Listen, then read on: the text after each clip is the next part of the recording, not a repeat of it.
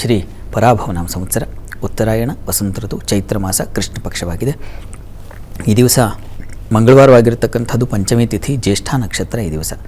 ಈ ದಿವಸ ಮಂಗಳವಾರವಾಗಿದೆ, ಪಂಚಮಿ ತಿಥಿಯು ಇರತಕ್ಕಂಥದ್ದು. ಹೀಗಾಗಿ ಅಮ್ಮನವರ ಪ್ರಾರ್ಥನೆ, ಅಮ್ಮನವರ ಪೂಜೆ, ಸೇವೆ, ಯಾವ ರೀತಿಯಲ್ಲಿ ನಾವು ಅಮ್ಮನವರಿಗೆ ನಮ್ಮ ಸೇವೆಯನ್ನು ಅಥವಾ ನಮ್ಮ ಮನಸ್ಸನ್ನು ಸಲ್ಲಿಸಬಹುದು. ಒಂದು ದೀಪ ಹಚ್ಚುವುದರಿಂದ ಶುರುವಾಗುತ್ತೆ, ಅಥವಾ ವಿಗ್ರಹಗಳನ್ನು ತೊಳೆಯೋದು, ಒರೆಸೋದು, ಇವುಗಳಿಂದ ಶುರುವಾಗುತ್ತೆ. ದೀಪ ಬೆಳಗುವುದು, ಅದರಲ್ಲಿ ತುಂಬ ವಿಶೇಷವಾದ ಒಂದು ತತ್ವ ಅಡಕವಾಗಿದೆ. ಸಾಮಾನ್ಯವಾಗಿ ನಾವು ಮನೆಗಳಲ್ಲೆಲ್ಲ ದೇವರ ಮನೆಯಲ್ಲಿ ಪೂಜೆ ಮಾಡುವಾಗ ಒಂದು ತುಪ್ಪದ ದೀಪವನ್ನು ಅಥವಾ ಇನ್ಯಾವುದೋ ಇದು ಜನರಿಗೆ ತುಂಬ ಗೊಂದಲ, ಯಾವ ಎಣ್ಣೆಯನ್ನು ಬಳಸಬೇಕು ಅಂತ. ತುಪ್ಪದ ದೀಪ ಹಚ್ಚಬೇಕಾ ಅಥವಾ ಎಳ್ಳೆಣ್ಣೆ ಹಚ್ಚಬೇಕಾ ಅಥವಾ ಕಡಲೆಕಾಯಿ ಎಣ್ಣೆಯ, ಯಾವುದು ಬಳಸಬೇಕು, ಯಾವುದು ಶ್ರೇಷ್ಠ, ಈ ಗೊಂದಲ ಇದೆ. ನೀವು ಯಾವುದಾದ್ರೂ ಹಚ್ಚಿ ನಿಮ್ಮ ಅನುಕೂಲಕ್ಕೆ. ಎಳ್ಳೆಣ್ಣೆ ತುಂಬ ಶ್ರೇಷ್ಠ, ತುಪ್ಪವೂ ತುಂಬ ಶ್ರೇಷ್ಠ ಅಂತ ನಂಬಿಕೆ ಇದೆ. ನಿಮ್ಮ ನಂಬಿಕೆಗಳು, ನಿಮ್ಮ ಒಂದು ಸಾಮರ್ಥ್ಯ. ಎಲ್ರಿಗೂ ತುಪ್ಪ ತಂದು ದೀಪ ಹಚ್ಚೋಕ್ಕಾಗತ್ತಾ?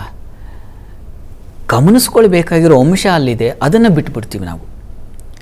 ತುಪ್ಪದ ದೀಪವೋ ಎಳ್ಳೆಣ್ಣೆಯೋ ಏನೋ ಹಚ್ತೀರಾ ನೋಡಿ. ಒಂದು ದೀಪ ಹಚ್ಚಿದಾಗ ನೀವು ಮನೆಯಲ್ಲಿ ಕಡ್ಡಿ ಗೀರ್ತೀರಿ, ದೀಪ ಹಚ್ತೀರಿ, ಕೈ ಮುಗಿತೀರ, ಆಮೇಲೆ ಹೊರಟು ಬಿಡ್ತೀರ. ಇಷ್ಟರಲ್ಲಿ ನೀವು ದೀಪ ಹಚ್ಚಿದ ಫಲ ಇದೆಯಾ ಅಂತ ಗಮನಿಸ್ಕೊಳ್ಬೇಕಾ, ತುಂಬ ಮುಖ್ಯವಾಗಿದೆ. ಒಂದು ದೀಪ ಹಚ್ಚುವಾಗ ಆ ದೀಪ ನೋಡಿ ದೇವರ ಸಮೀಪದಲ್ಲಿ ಸದಾ ಕಾಲ ಇರುತ್ತೆ. ಅದರೊಳಗಿರ್ತಕ್ಕಂಥ ಬತ್ತಿ ತನ್ನನ್ನು ತಾನು ಬೆಂದುಕೊಂಡು ಸುಟ್ಟುಕೊಂಡು ಭಗವಂತನ ಸೇವೆ, ನಿಜವಾಗಿ ದೊಡ್ಡ ಸೇವೆ ಮಾಡ್ತಾ ಇದೆ ಅದು. ನೀವು ಹಚ್ಚಿದ್ರೆ, ಕಡ್ಡಿ ಗೀರಿದ್ರಿ, ನಮಸ್ಕಾರ ಮಾಡಿ ಹೊರಟು ಬಿಟ್ರಿ. ಆದರೆ ನಿಜವಾಗಿಯೂ ಭಗವಂತನ ಭಗವತಿಯ ಸೇವೆ ಮಾಡ್ತಾ ಇರೋ ದೀಪ ತನ್ನನ್ನೇ ತಾನು ಒರೆದುಕೊಳ್ತಾ ಇದೆ. ಯಾಕಾಗಿ ಅಂದರೆ ಭಗವಂತನ ಕಾಣಲಿಕ್ಕಾಗಿ. ನಿನ್ನನ್ನು ಕಾಣಬೇಕು ಅಂತ ನಾನೇ ಹೊತ್ತು ಉರಿತಾ ಇದ್ದೀನಿ, ಆ ಬೆಳಕಲ್ಲಿ ನಿನ್ನನ್ನು ಕಾಣಬಹುದಾ ಅಂತ. ಅಥವಾ ಹಲವು ರೀತಿಯಲ್ಲಿ ಅದನ್ನು ವ್ಯಾಖ್ಯಾನ ಮಾಡಬಹುದು. ಅಲ್ಲಿರ್ತಕ್ಕಂಥ ಅರ್ಚಕರಿಗೋ ಅಥವಾ ಇನ್ಯಾರೋ ಭಕ್ತರಿಗೋ ಆ ದೇವಸ್ಥಾನ ಬೆಳಕು ಕಾಣಲಿ ಅಂತಲೂ ಇರಬಹುದು. ಒಂದು ದೇವಸ್ಥಾನದಲ್ಲಿ ಉರಿಯುವ ದೀಪ ಹತ್ತಾರು ಜನರ ಕಣ್ಣುಗಳಿಗೆ ಭಗವಂತನ ದರ್ಶನ ಮಾಡಿಸ್ತಾ ಇದೆ, ತಾನೂ ದರ್ಶನ ಮಾಡ್ತಾ ಇದೆ, ಭಕ್ತರಿಗೂ ದರ್ಶನ ಮಾಡಿಸ್ತಾ ಇದೆ. ಎಂಥ ದೊಡ್ಡ ಭಕ್ತಿ ಆಯಿತು ಅದು, ಎಂಥ ಸೇವೆ ಆಯಿತು.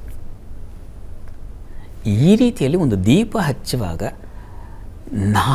ನಾವು ಹಚ್ಚಿ ಕಡ್ಡಿ ಗೀರಿ ಅದನ್ನು ಇನ್ನೊಂದು ಬೆಂಕಿ ತಾಗಿಸಿ ಬಂದುಬಿಟ್ಟಿದ್ದೀವಿ.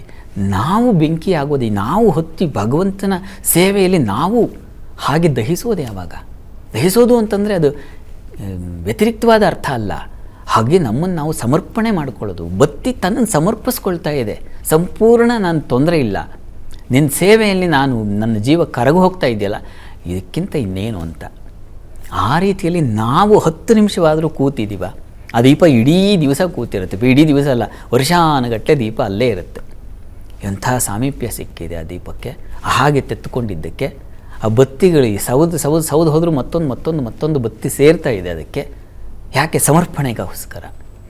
ಈ ರೀತಿಯಲ್ಲಿ ನೀವು ದೀಪ ಹಚ್ಚುವ ಮುನ್ನ ಯಾವ ಎಣ್ಣೆಗೆ ಹಚ್ಚಲಿ, ಯಾವ ಬತ್ತಿ ಮಾಡಲಿ, ಯಾವ ಇನ್ನೊಂದು ಆ ಕಂಪ್ನಿ ಈ ಕಂಪ್ನಿ, ಯಾವ ಎಣ್ಣೆ ಬಳಸಿದ್ರೆ ದುರ್ಗಂಧ ಬರೋದಿಲ್ಲ ಅಥವಾ ಇನ್ನೇನೋ, ಇವುಗಳ ಹೋರಾಟದಲ್ಲಿ ನಮ್ಮನ್ನು ಸಮರ್ಪಣೆ ಮಾಡ್ಕೊಳ್ಳೋದು ಬಿಟ್ಬಿಡ್ತಾ ಇದ್ದೀವಿ.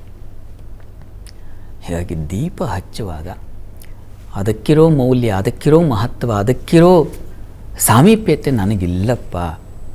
ಕ್ಷಣಕಾಲ ನಾನೇ ಹೀಗೆ ನಮಸ್ಕಾರ ಮಾಡಿ ಹೋಗ್ತಾ ಇದ್ದೀನಿ, ಆದರೆ ಸದಾಕಾಲ ಹೃದಯದಲ್ಲಿ ಅಂಥದ್ದೊಂದು ನಿನ್ನ ಸ್ಮರಣೆಯೇ ದೀಪವಾಗಿ ನನಗೆ ಇರಲಿ, ನಿನ್ನ ಆಲೋಚನೆಗಳು ಅಂತಕ್ಕಂಥದ್ದೇ ನನಗೆ ಆಗಾಗ ಬೆಳಕಿನ ಉಪಾಧಿಯಲ್ಲಿ ಇರಲಿ ನನ್ನ ಮನಸ್ಸಿನಲ್ಲಿ ಅನ್ನೋ ಪ್ರಾರ್ಥನೆ ಬೇಕಾಗುತ್ತೆ.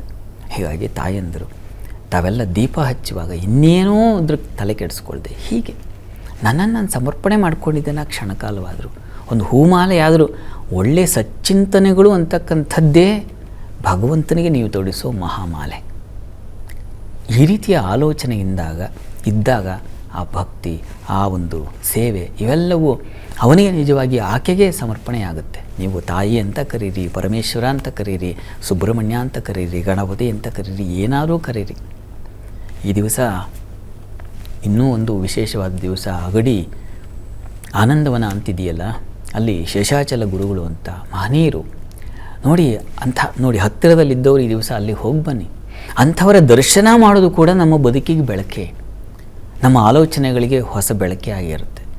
ಅಂಥ ಮಹನೀಯರ ಸ್ಮರಣೆ, ಇಂಥ ಕಾಲಾವಕಾಶ ಇದ್ದಾಗ ಅಂಥ ಕ್ಷೇತ್ರ ದರ್ಶನವು ಎಷ್ಟೋ ಬಾರಿ ನಮ್ಮ ಬದುಕಿಗೆ ಮಹಾ ಬೆಳಕಾಗಿಬಿಡುತ್ತೆ. ಹೀಗಾಗಿ ಅಮ್ಮನವ್ರ ಪ್ರಾರ್ಥನೆ ಆದರೂ ಮಾಡಿ ಶೇಷಾಚಲ ಸದ್ಗುರುಗಳನ್ನು ಸ್ಮರಣೆ ಮಾಡಿಕೊಳ್ಳಿ. ಅದು ತುಂಬ ಅಲ್ಲಿ ಹತ್ತಿರದಲ್ಲಿ ಹುಬ್ಬಳ್ಳಿ ಭಾಗದಲ್ಲಿ ಇರ್ತಕ್ಕಂಥವರಿಗೆ ಅದು ಚಿರಪರಿಚಿತವಾಗಿರುತ್ತೆ ಆ ಕ್ಷೇತ್ರ. ಆ ಗುರು ಸನ್ನಿಧಾನದಲ್ಲಿ ಇವತ್ತು ವಿಶೇಷವಾದ ಕಾರ್ಯಕ್ರಮಗಳು ನೆರವೇರುತ್ತೆ. ಅಲ್ಲಿ ಹೋಗಿ ಪ್ರಾರ್ಥನೆ ಸಲ್ಲಿಸಬಹುದು.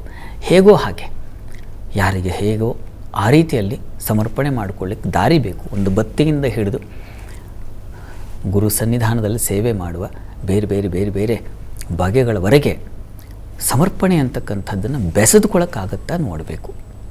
ಈ ರೀತಿ ಆಲೋಚನೆ ಮಾಡಿ ನಿಮ್ಮ ಪೂಜೆ, ಸೇವೆ ಇತ್ಯಾದಿಗಳನ್ನು ಮಾಡಿ. ಆಗ ನಿಜವಾಗಿ ಭಗವತಿ ಸಂಪ್ರೀತಳಾಗ್ತಾಳೆ.